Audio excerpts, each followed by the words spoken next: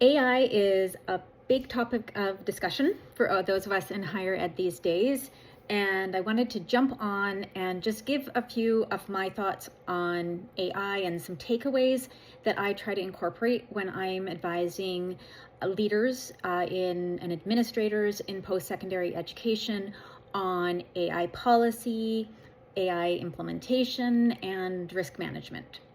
So three things that I will cover. I've got to make sure my hand gets in the video here. Three things that I will cover and sort of touch upon, because I think these are the most important things if you can bear them in mind as you're, wading through the overwhelm of all things AI. And it is overwhelming. I don't want to understate that. There really seems like there's a lot of things that you need to know, and almost too many things that any one person can know.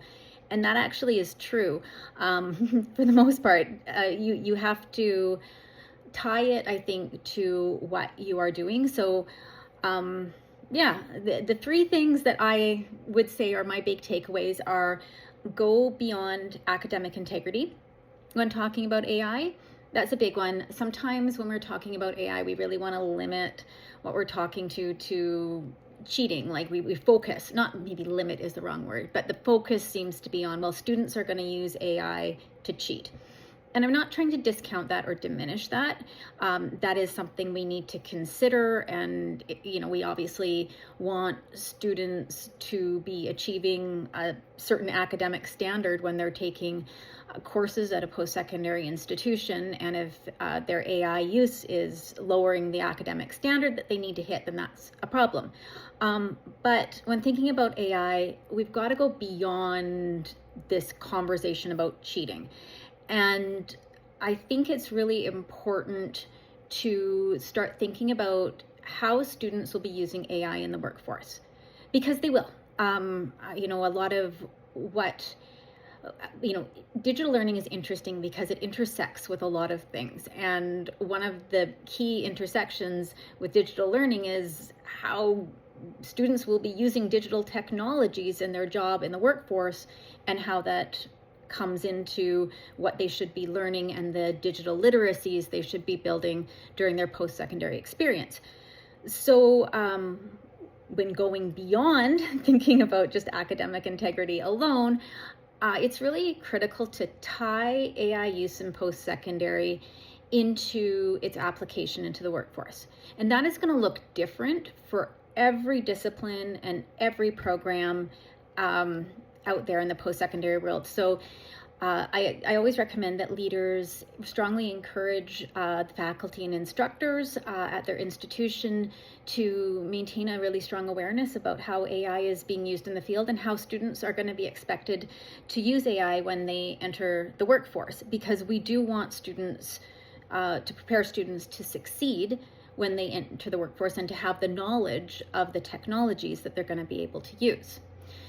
Lastly, I think it's really important, and this is more from a risk management standpoint, to take steps to develop AI literacy, across the entire institution. So not just, well, students need to be AI literate, in order not to cheat, or faculty need to be AI literate in order not to, to spot students cheating. Both of those things are important, but students need to be AI literate in understanding on how they're going to be required to use AI in their jobs. Faculty need to be AI literate in knowing how to support students in developing the AI literacies they'll need to succeed. But beyond that, AI use also happens in a lot of other areas that are part of the day-to-day operations of a post-secondary institution.